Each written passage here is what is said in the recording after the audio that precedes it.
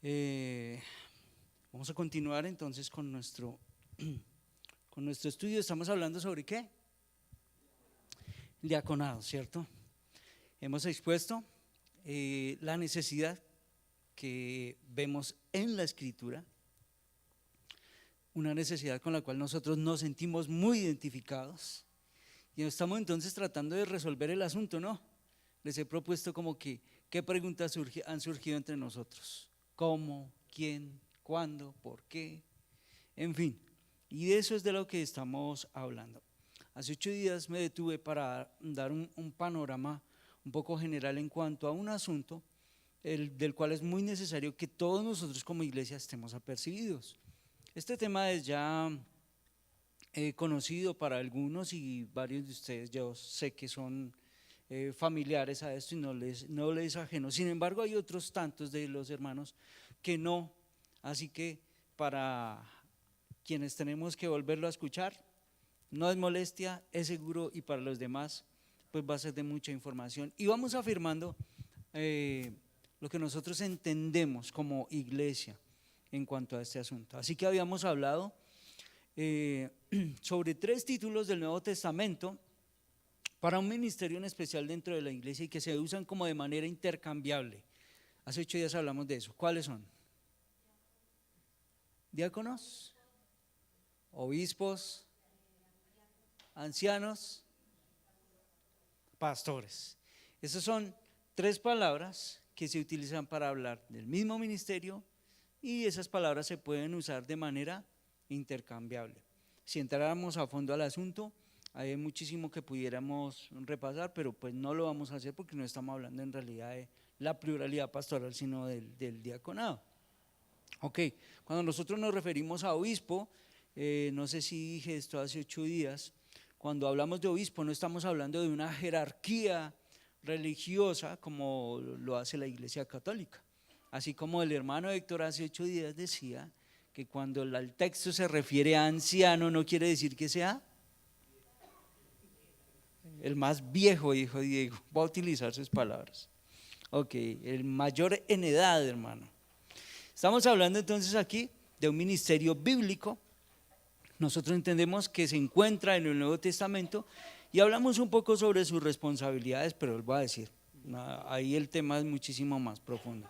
Entonces, como iglesia estamos identificados con algo que se llama la pluralidad de ancianos. Mis hermanos, el Nuevo Testamento nunca sugiere un número específico de ancianos para una congregación en particular, pero clara y consistentemente se refiere a los ancianos de la iglesia en forma plural. ¿Listo? Insisto, nunca la escritura dice, por ejemplo, nosotros somos, no sé, 150 personas, entonces debe haber 3, 4, 5, 6 pastores o un solo pastor o 2 pastores. No, eso queda muy a discreción de la iglesia. Y así como ha surgido la necesidad, por ejemplo, en medio de nosotros de un diácono, la iglesia se va percibiendo de que es necesario otro pastor, que es necesario alguien que apoye el ministerio. En nuestro caso, por la providencia del Señor, en este momento estamos Humberto y yo, pero es nuestra oración que a un futuro, el que indique el Señor, en el momento que indique el Señor, haya otros pastores a nuestro alrededor.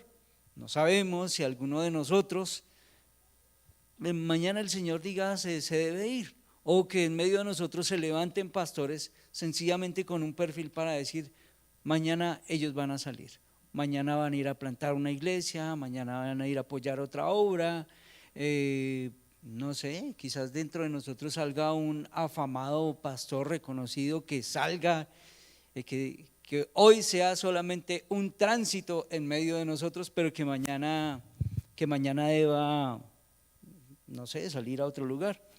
Así que oramos al Señor por eso. Mis hermanos, es muy útil la práctica que nosotros vemos en el Nuevo Testamento de compartir siempre que sea posible la responsabilidad de pastorear una iglesia local con hombres maduros en la palabra, con hombres maduros en la fe. Y esto tiene inmensos beneficios. Miren, mis hermanos, todo esto, esta pluralidad pastoral, redondea los dones del pastor. Un pastor no tiene siempre las mismas características, los mismos dones, quizás hay algunos que resaltan más en cada uno y la iglesia es enriquecida en eso.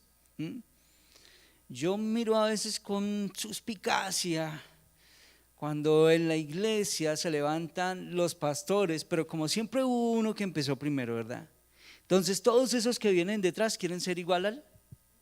¿Han escuchado, han visto ustedes ese tipo de personajes?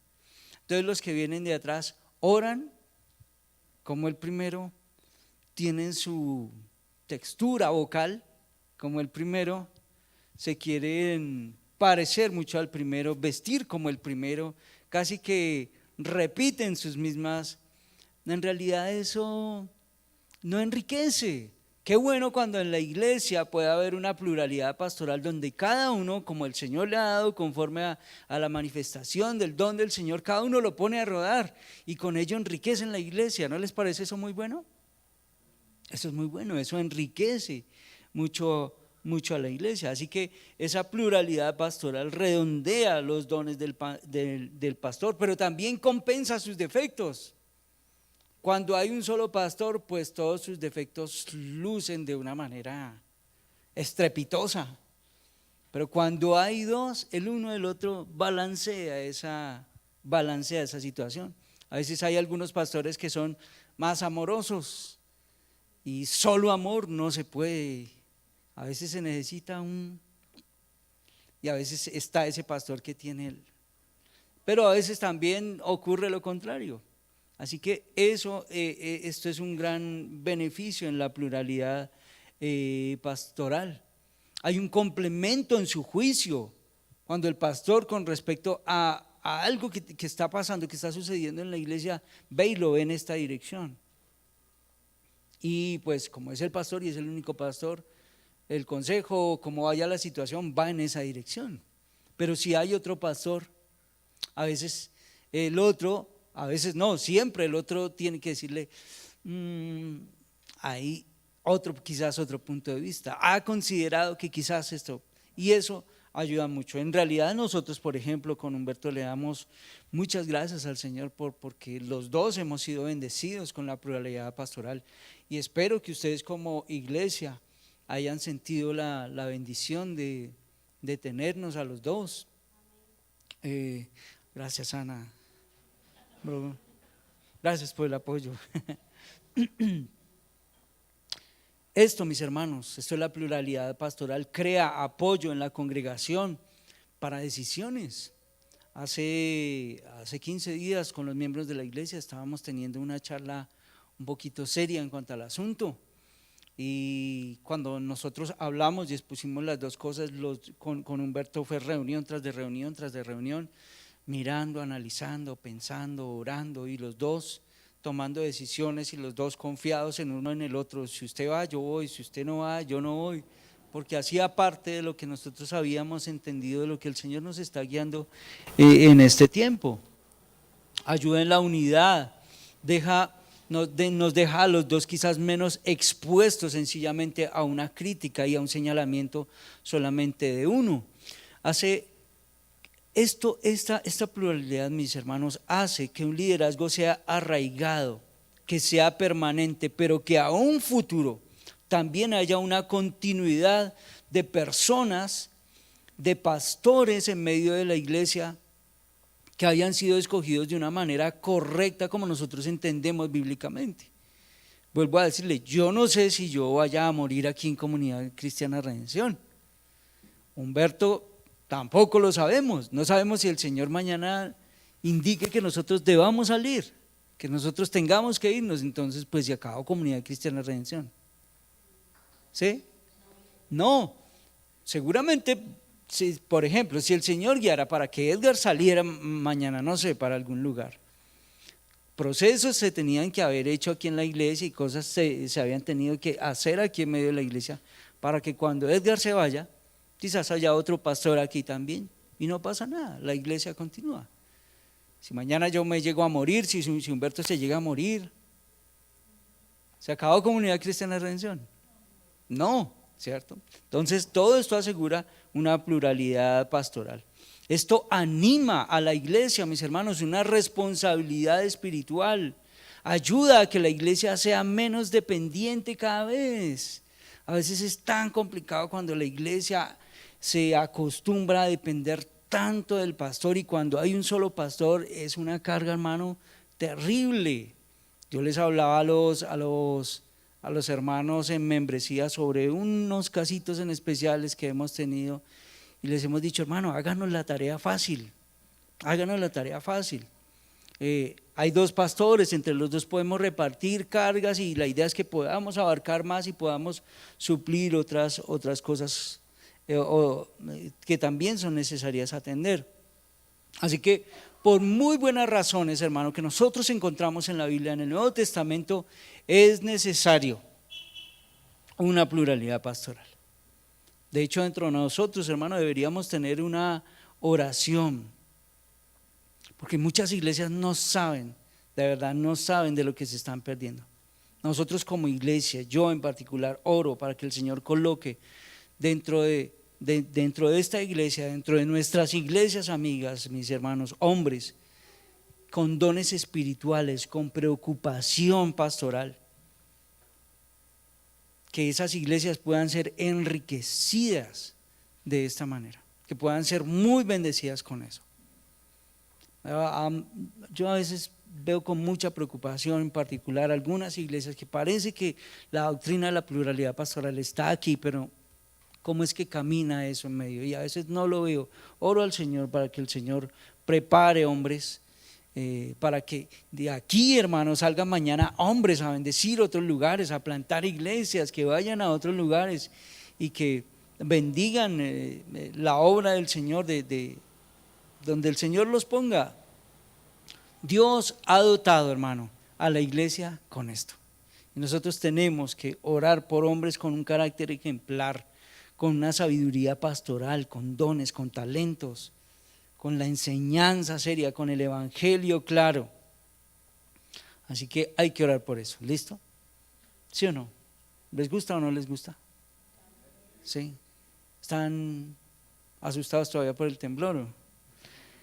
Alguno puede decir, bueno, hasta ahí bien.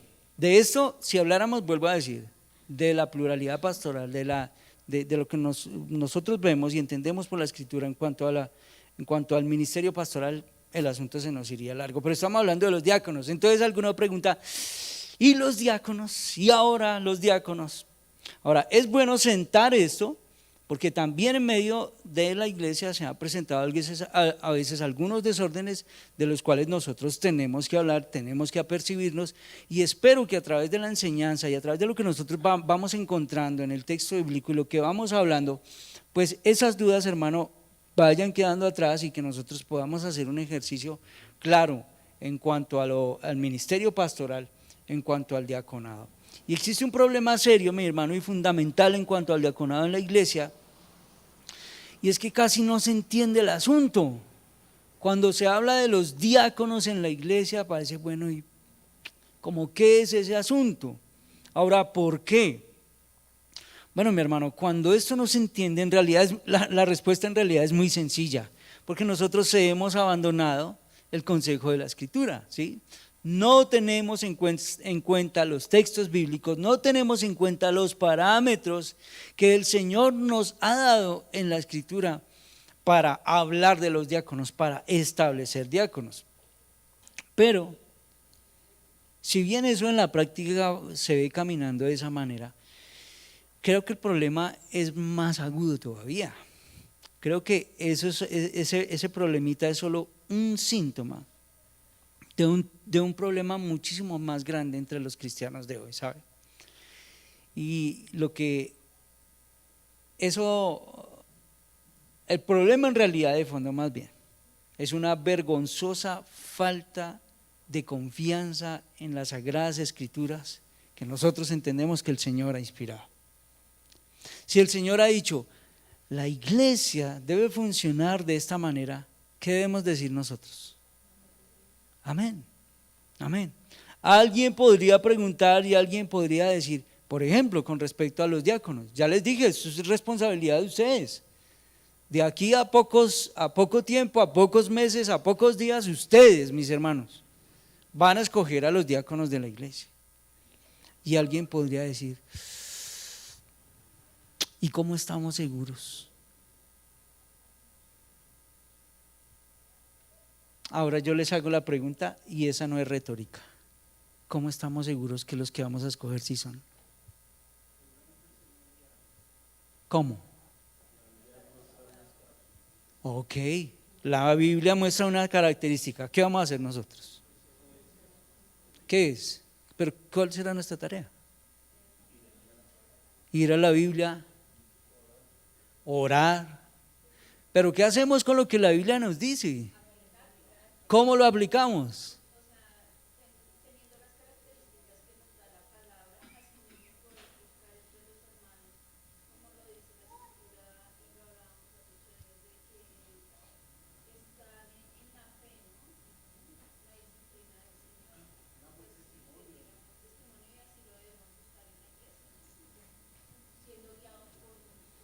Ok, entonces un ejemplo, Camilo va a ser propuesto como diácono en la iglesia. Entonces todos diremos, ok, Camilo, ¿qué vamos a hacer con Camilo?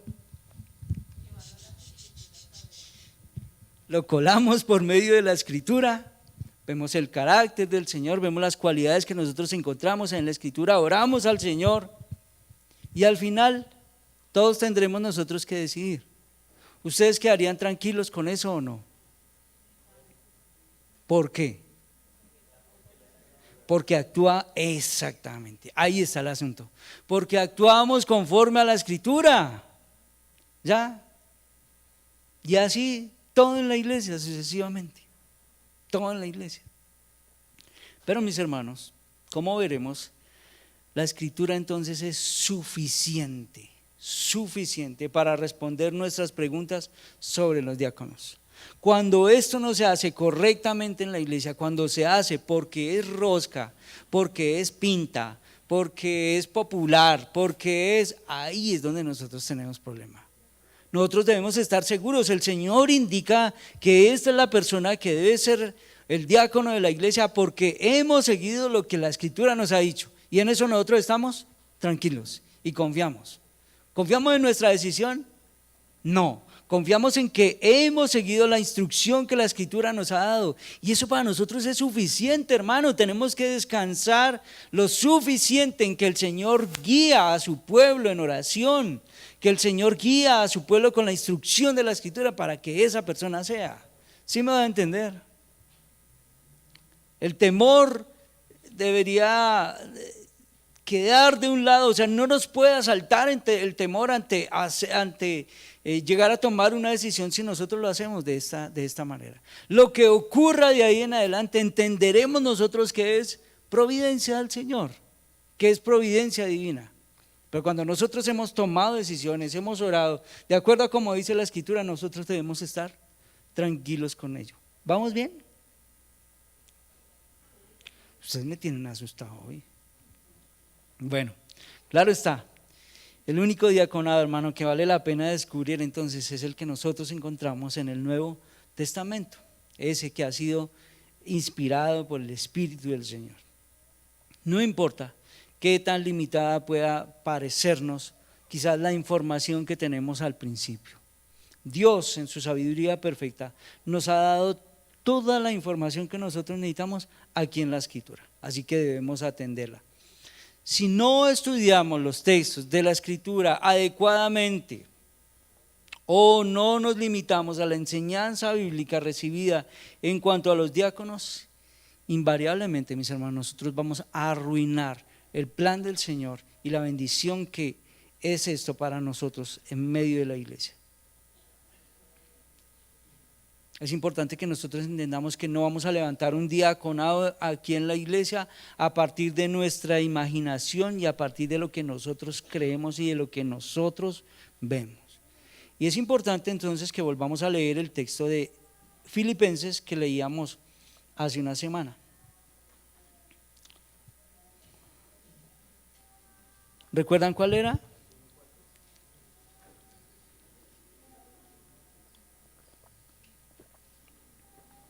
1:1.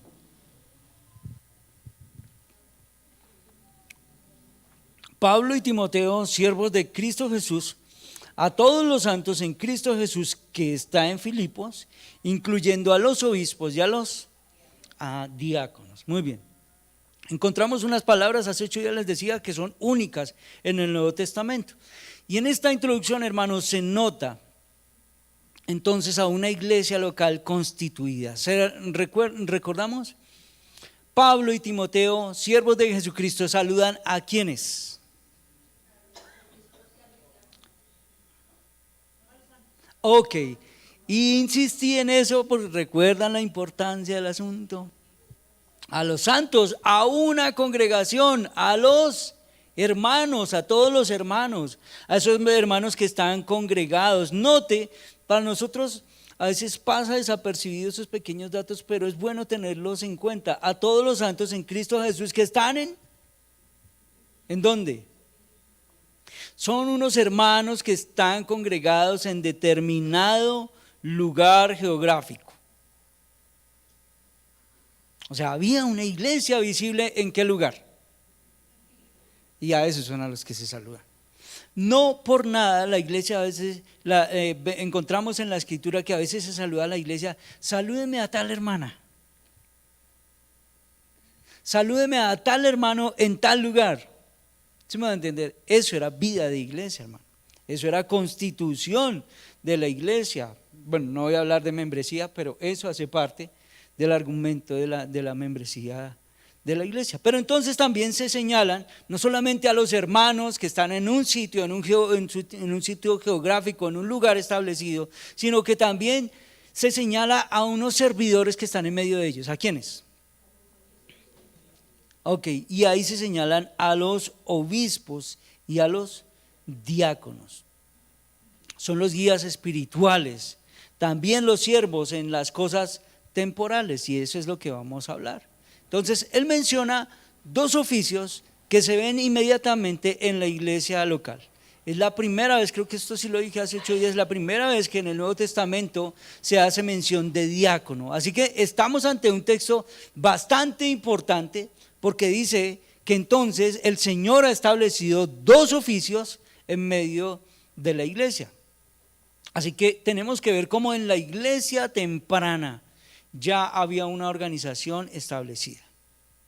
Cuando Pablo escribió a Timoteo, a una congregación conflictiva en Éfeso, más o menos año 63, se hace necesario darle instrucciones en cuanto a sus diáconos, en cuanto a sus pastores. Eso el Señor no lo deja ahí sencillamente al garete, como diríamos. Así que es importante definir los 2 oficios. Por eso nos detuvimos un poco a hablar sobre los pastores. Mis hermanos, nosotros no podemos confundir estos 2 oficios. Caeríamos en un error al hacerlo. A veces en la iglesia se ven algunos diáconos que están haciendo la responsabilidad del pastor y que están asaltando la responsabilidad del pastor. Pero por otro lado, también vemos a pastores haciendo la tarea que le corresponde a los diáconos. Si el pastor se concentra en ciertas cosas, como los vamos a definir luego, que recaen sobre el diaconado, ¿qué problema vemos ahí? Otra vez, si el pastor se concentra en suplir unas necesidades que deberían ser suplidas por el diaconado, ¿cuál sería el problema?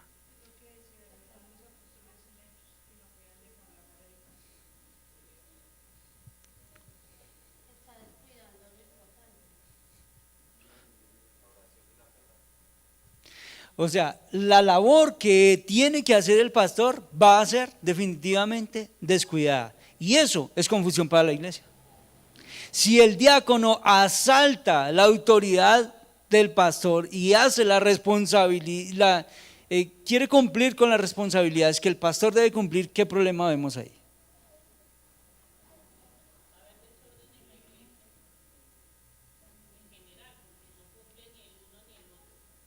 Exactamente. Ahí está el asunto. Ni el uno ni el otro hace la tarea que en realidad tiene que hacer. Con eso debemos tener mucho cuidado. Así que voy a hacer una aclaración. Señor.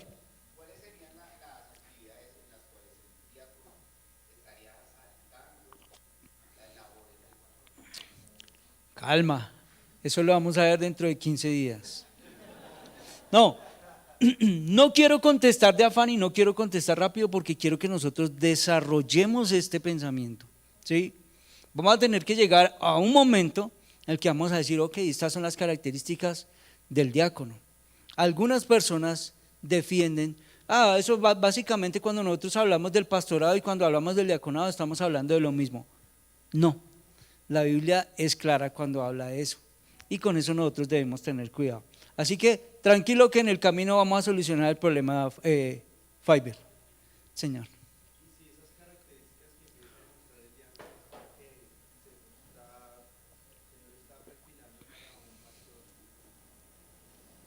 Bueno, buena eso, también lo vamos a hablar. Creo que, no sé si en este momento lo vaya a hablar, pero creo que voy a hacer un comentario en cuanto a eso. Voy a hacer una aclaración, mis hermanos. Históricamente ha pasado esa confusión en medio de la iglesia. Y los diáconos cuando los diáconos tienen más autoridad que los pastores en la iglesia, tenemos problemas. Históricamente ha pasado esto. Hay iglesias que funcionan como con una junta, como con un consistorio, como un cuerpo directivo, no sé cómo será el nombre técnico para el asunto, yo le digo así como un consistorio, ¿no? Resulta que ese consistorio está escogido o ha sido puesto ahí de esta manera, ¿sí? Porque son los más ancianos, ahí sí son los que tienen más edad en la iglesia, son los que llevan más tiempo, son los que mejor ofrendan, ¿sí? Hermano, todo eso se ve en la iglesia. Entonces hay un grupo de directivo en medio de la iglesia que tiene autoridad sobre el pastor. Y ese grupito es el que gobierna la iglesia. Ese grupito es el que dice cómo va la dirección de la iglesia. Mis hermanos, eso no es bíblico. Eso no tiene que ver con un principio de la escritura. Escúcheme, los diáconos no gobiernan la iglesia. Los diáconos no gobiernan los asuntos de la iglesia. Cuando eso pasa, tenemos el resultado es iglesias abusadas por los diáconos. A veces ese consistorio del que yo les digo tiene un poder, hermano. Ellos son los que quitan y ponen pastores. Ellos son los que dicen qué se hace en la iglesia y qué no se hace en la iglesia. El pastor sencillamente se convierte en el empleado de ellos. Ellos definen todo lo que tiene que ver aún con la enseñanza en medio de la iglesia. Ellos son los que definen, este pastor ya no, como que este pastor lo vemos ahí como muy, como que no nos lleva a la idea. ¿Qué dicen ustedes? Saquémoslo, listo, saquémoslo. He visto en las iglesias, hermano, cómo grupitos en medio de la iglesia se levantan y dicen, saquemos a ese pastor, saquémoslo. Y los que mandan desde arriba, mandan y dicen, de aquí en adelante es como si esto llegara a pasar en medio de redención. Nos levantamos un par de personajes aquí y decimos, ¿usted qué dice, Humberto? Está anda como, sí, a mí no me caen bien los costeños, sí, a mí tampoco, saquémoslo. Listo, vamos a poner una queja delante de un consistorio más grande todavía que ordena. No, nosotros sencillamente no estamos de acuerdo con Humberto, queremos que nos cambien de pastor. Dicen, o no recibimos pastores costeños y lo sacamos. Bueno, a los 8 días vienen esos grandes del consistorio y dicen, ok, no les guste ese pastor, de aquí en adelante su pastor va a ser este. Y la iglesia sencillamente dice, Eso no es bíblico, mis hermanos, eso no tiene nada de bíblico. Pasa, hermano, invíteme a un café y le boto datos. Ay de que el pastor llegue a ir en contra de ese consistorio, ay del que el pastor llegue a ir en contra de esa junta. Mis hermanos, eso no es bíblico. En muchas iglesias los diáconos a veces también pasa lo siguiente, y es que actúan como ejecutivos de una empresa, más bien como, no actúan como siervos del ministerio. Parece que los diáconos a veces se han convertido más bien son en funcionarios gobernantes de la iglesia. Muchas veces llegan aún a competir con el pastor de la iglesia local. Ahora, yo soy diácono, ahora voy a medir fuerzas con el pastor. No.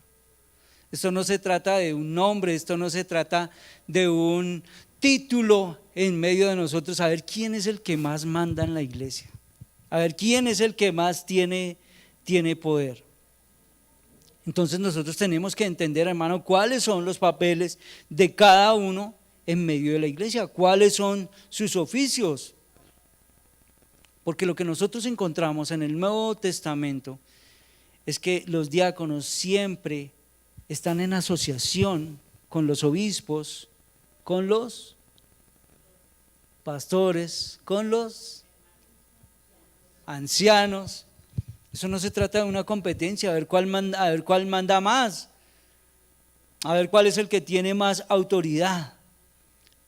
Entonces nosotros nos vamos a detener en Timoteo, porque en Timoteo se van a mencionar tanto a los pastores como a los diáconos. Y eso implica entonces, hermano, que esos dos oficios en la iglesia se complementan, se ayudan, son mutuamente dedicados, son mutuamente edificados para la iglesia. Y estos dos lo que quieren hacer es llevar a cabo la voluntad del Señor. ¿Sí me va a entender? Aquí no se trata de títulos, aquí no se trata de quién es más, aquí no se trata de quién tiene más autoridad. Así que para nosotros llegar a identificarlos también tenemos que ir a la Escritura. No se pueden mezclar. Muchas iglesias han ido muy lejos en cuanto a esto y han fallado, porque han ido más allá de los límites de la Escritura. Volvamos a repasar algo. Hechos capítulo 6, ¿lo recuerdan? Una iglesia joven en Jerusalén comenzó a discutir, oiga, ¿cómo es que nosotros vamos a repartir la comida de las vidas en medio de nosotros? ¿Cómo es que vamos a distribuir eso? Entonces, ¿qué fue lo que hicieron los apóstoles?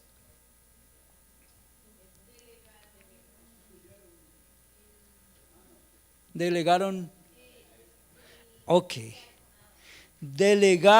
a la iglesia. Ustedes como iglesia seleccionen a hombres que puedan supervisar la distribución de los recursos. Los apóstoles decidieron delegar esa tarea en particular. ¿Quiénes van a ser los que van a repartir esto? Los diáconos, ahí los tenemos.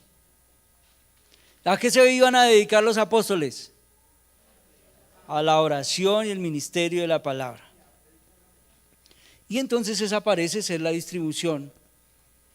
Estamos nosotros más bien convencidos por la Escritura que esa es la distribución de labores en medio de la iglesia, ancianos y diáconos. Y el Nuevo Testamento nos va a desarrollar todo el asunto. Los ancianos están dedicados especialmente ¿a qué? ¿A qué? A la oración y la palabra del Señor. Sí, mis hermanos, hay algunas tareas de visitación, consejería, discipulado, todo eso. A veces hay pastores, hermanos, que se acostumbraron en su tarea pastoral a salir a las 7 de la mañana de su casa y volver a las 10, 11 de la noche a su casa después de haber visitado todo, hacer una agenda de visitas todo el día, lunes. Y el martes, lo mismo. Y el miércoles, lo mismo. Y el jueves, lo mismo. Yo creo que yo no sé si he hecho este comercial aquí, pero yo en particular yo se lo he dicho a Humberto. Hermano, mire, el día que a mí me llegue a pasar, yo seguramente esa noche no voy a poder dormir. yo sería reprendido por la palabra, hermano, el día que yo diga, hoy llegué pero cansado de visitar a los hermanos todo el día, no tuve tiempo de hacer mi devocional, hoy no tuve tiempo de estudiar la palabra, hoy no tuve tiempo de adelantar mi sermón el domingo, pero visité a los hermanos. Y aunque pareciera piadoso para el pastor, eso es reprensible, hermano. Eso es reprensible. Y no estoy diciendo que el pastor, ustedes saben, creo que con todos nos sentamos, tomamos café, tenemos consejerías, tenemos nuestros tiempos, pero esa no es la única, la labor en la que se tiene que concentrar el pastor. El pastor se tiene que concentrar con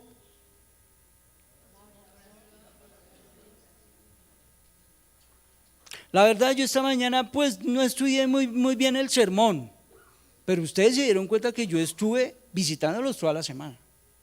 ¿Cómo ven ustedes eso? No tuve mucho tiempo para estudiar la palabra y esta mañana pues vengo ahí con lo que el Señor me ha dado, pero ustedes se dieron cuenta que yo los visité toda la semana. ¿Cómo ven ustedes eso? Y eso no es sano para la iglesia. Los ancianos deben estar dedicados a la oración y al ministerio de la palabra para la iglesia.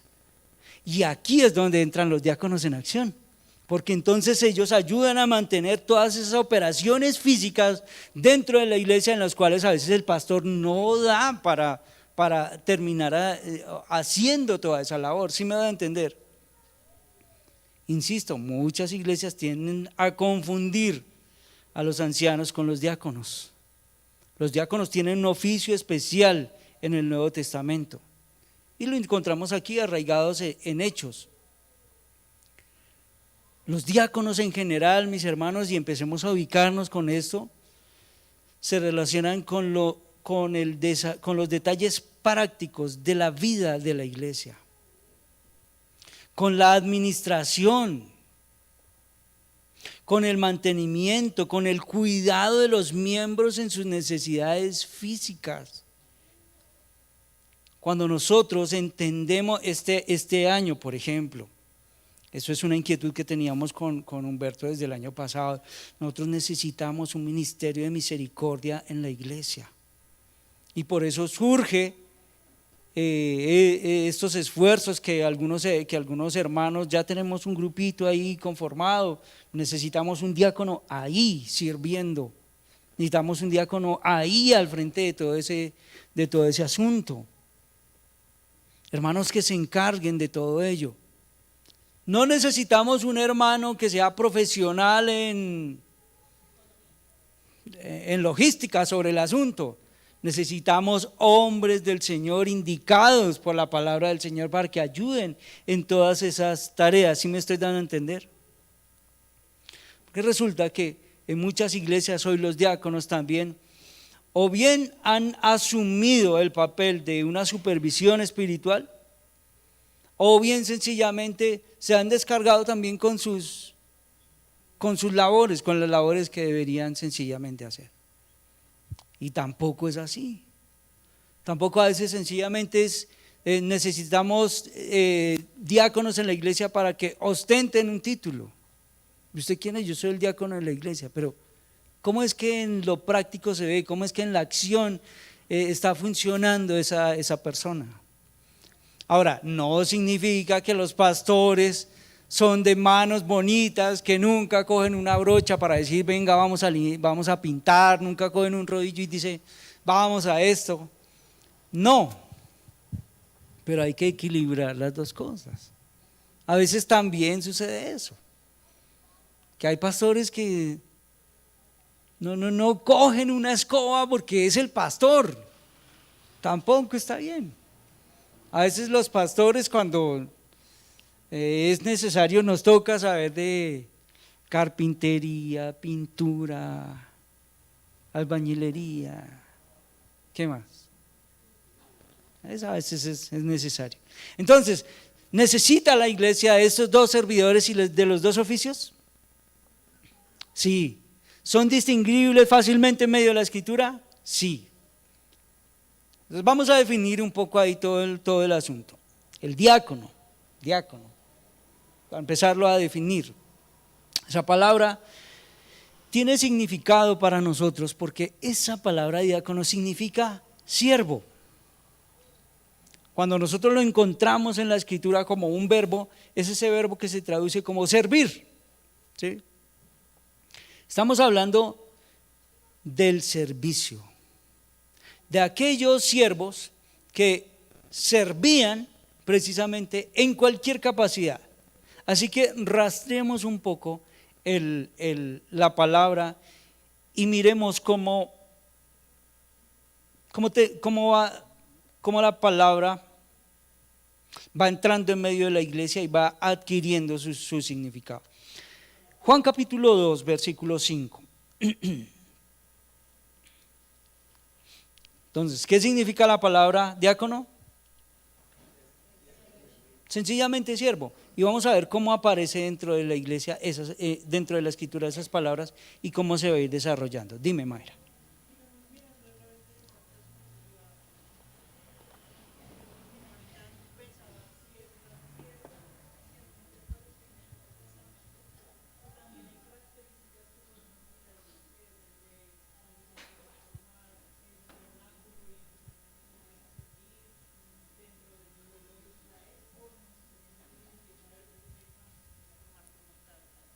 Sí, porque es una labor que va a estar en medio de la iglesia. El funcionamiento del pueblo de Israel iba de otra manera. Había en el caso del templo, del sacerdocio, de quienes cumplían los oficios, de quienes hacían los oficios, eran unas personas en especial encargadas. Pero cuando nosotros hablamos del diaconado, nos referimos específicamente al Nuevo Testamento, porque aquí es donde surge, y el diácono va a estar íntimamente relacionado precisamente con la vida de iglesia, que no encontramos en su misma forma en el Antiguo Testamento. Entonces, ¿qué les dije? Juan 2, 5, mire, su madre dijo a los que, noten ahí algunos que son curiosos, que ya utilizan el interlineal griego. Si ustedes buscan allá, ahí aparece la palabra diácono. Su madre dijo a los que servían al diácono, ¿qué le dijo? Haga todo lo que él les diga. Esta palabra diácono en este texto, ¿de qué está hablando? Sencillamente, de hacer caso, dice Diego. Está hablando de siervos, un siervo común, alguien que sencillamente servía, en este caso, ¿a qué? A la mesa, ya. Mateo 22, 13.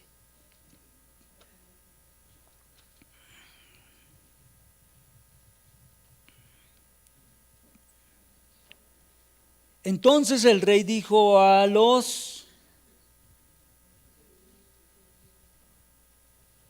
atarle las manos y los pies y echarlo a las tinieblas de afuera, allí será el llanto y el crujir de dientes. Ok, ¿qué palabra es la que nos llama la atención? Entonces el rey les dice, ¿a quiénes? A los diáconos, aquellos que servían.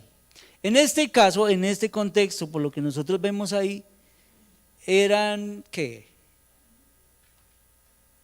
Dijimos que en Juan se está hablando de alguien de un diácono, de una persona que sirve sencillamente, ¿cierto? En servicios comunes. En este caso,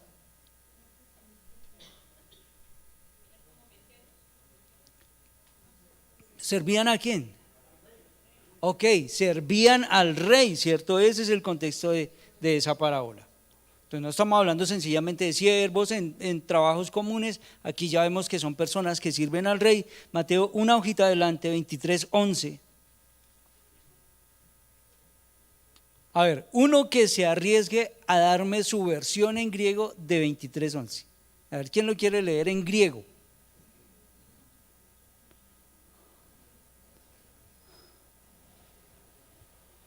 Ninguno. Toca dar clases de griego, Humberto. Hágale, hágale, a ver, léalo. Con el poco griego que hemos aprendido en estos 5 minutos. Hágale, anímese. No, no, no, léalo, solo léalo. 23:11.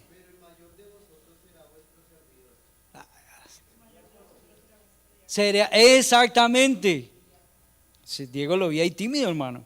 Pero el mayor de vosotros sea vuestro diácono. El que sea mayor en medio de ustedes sea un diácono. Entonces, notemos, mis hermanos, que sencillamente se está hablando de alguien que sirve a los demás. Una persona que vemos que sirve en humildad, que sirve, como encontramos aquí ya en Mateo 23, en amor. Así que hasta el momento, por el momento, solo entendemos, solo hemos visto que la palabra tiene una connotación de un oficio, ¿sí? De un oficio, es sencillamente un siervo. Señor Marlon, a ver.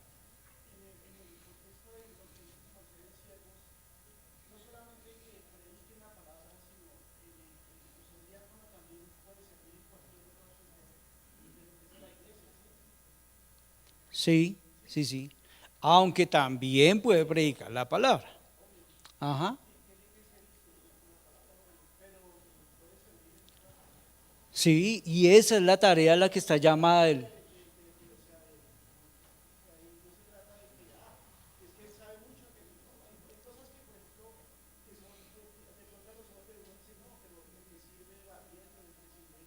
Sí, señor. Bueno, ya que usted habla de eso, entonces en cierta manera todos nosotros como iglesia, según lo que nos está compartiendo Marlon, en cierta manera todos nosotros somos diáconos, o sea, en alguna medida debemos ser diáconos, solamente que hay algunas personas indicadas por el Señor para servir en un oficio especial en medio de nosotros. ¿Vamos bien? Por ejemplo, están haciendo hoy están sirviendo a la mesa a los hermanos. A propósito, le falta azúcar a la. Es broma, es broma, es broma. Entonces, miremos cómo avanza el asunto. Romanos 15. Milena y la hermana Elizabeth, ¿por orden de edad o como quieran hablar? Dime, Milena, entonces.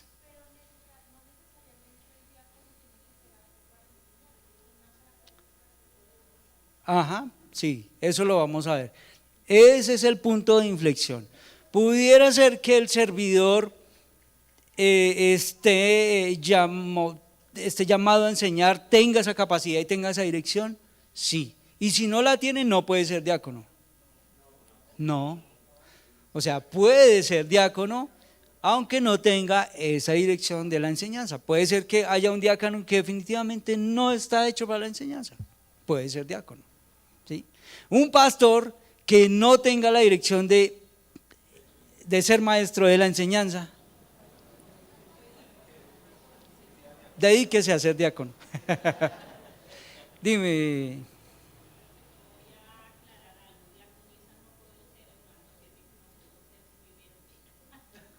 Bueno, tenemos que hablar de eso, vamos a hablar.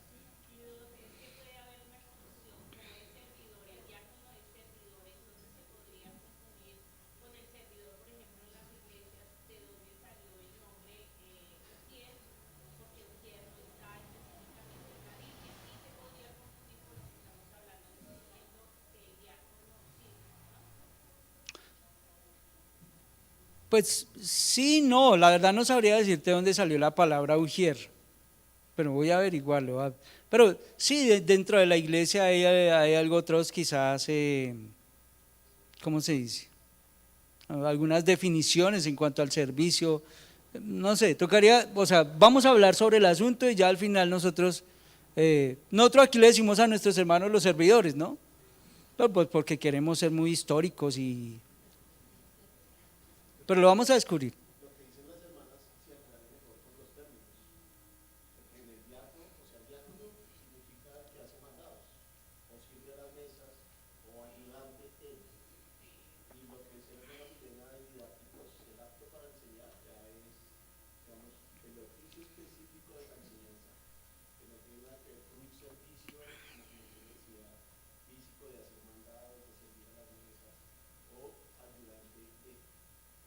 Pero calma, calma, que allá llegaremos, calma.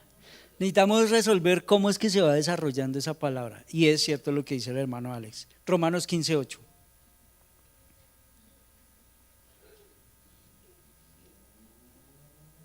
A ver cómo es que funciona esto. Entonces hemos quedado en que sencillamente es, viéndolo desde los términos, es alguien que está sencillamente en un servicio común. Vimos que también era un siervo que servía al rey. Y vimos también que hay un elemento ahí de humildad, de amor. Aquel que quiera ser el mayor entre ustedes debe ser él. Uy, se fue el tiempo, hermano. Bueno, solamente 15:8. Dice, noten, pues os digo que Cristo se hizo. A ver, que fluya el griego. ¿Cómo es eso? Pues os digo que Cristo se hizo servidor de la circuncisión para demostrar la verdad de Dios, para confirmar las promesas dadas a los. Note que aquí la cuestión va adquiriendo otro sentido, porque se está hablando de diácono en este texto para referirse a quién. Y vamos equipando todo lo que tiene que ver el término, ¿no? Note que nosotros estamos hablando en estos términos, estamos hablando de un servidor, de un diácono, y estamos hablando de Cristo. Los predicadores son diáconos, son servidores. Ahora, en algunos contextos la palabra llega también a tener un significado diferente. Cuando esta palabra sencillamente entonces no se refiere a un siervo común, sino como en este texto estamos hablando de quién, de Cristo. Pero también cuando nosotros vemos que la palabra se va, no he encontrado, hace rato que estoy pensando, cuando la palabra va entrando, digamos, como en el ambiente de la iglesia y es una palabra que se va quedando en medio de la iglesia, entonces la iglesia lo va a asumir como alguien que hace un oficio en medio de la iglesia. ¿Qué dice Filipenses 1:1? ¿Quién lo quiere leer nuevamente?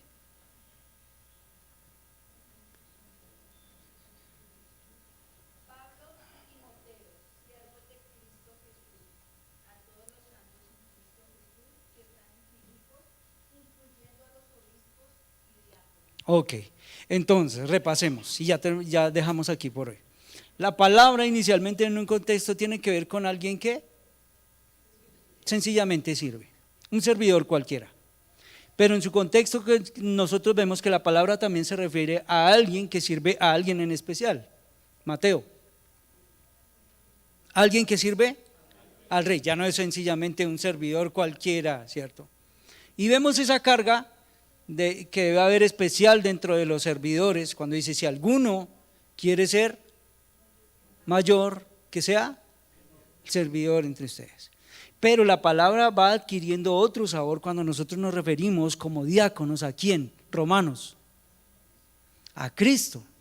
Y note cómo la iglesia va asumiendo estos términos, y cuando nosotros hablamos en Filipenses de los diáconos, ya no estamos hablando sencillamente de alguien que sirve, a alguien en especial y que debe haber ciertas características especiales, sino que estamos hablando de quién en Filipenses 1:1. De un oficio especial en la iglesia, y la iglesia va asumiendo y va adoptando ese término. Por eso el mismo Señor es el que va a decir y Él va a dar cuáles son las características especiales de esos, porque esos sirven en la iglesia. ¿Sí me debe entender? Bueno, ok. Ahí nos vamos deteniendo sobre todo eso, mi hermano, vamos equipando los términos, pero vamos entendiendo cómo va haciendo el desarrollo en la iglesia, para que nosotros entendamos nuestras tareas y las personas que el Señor indique como diáconos en medio de nosotros, sepamos que son ellos. ¿Listo? Bueno.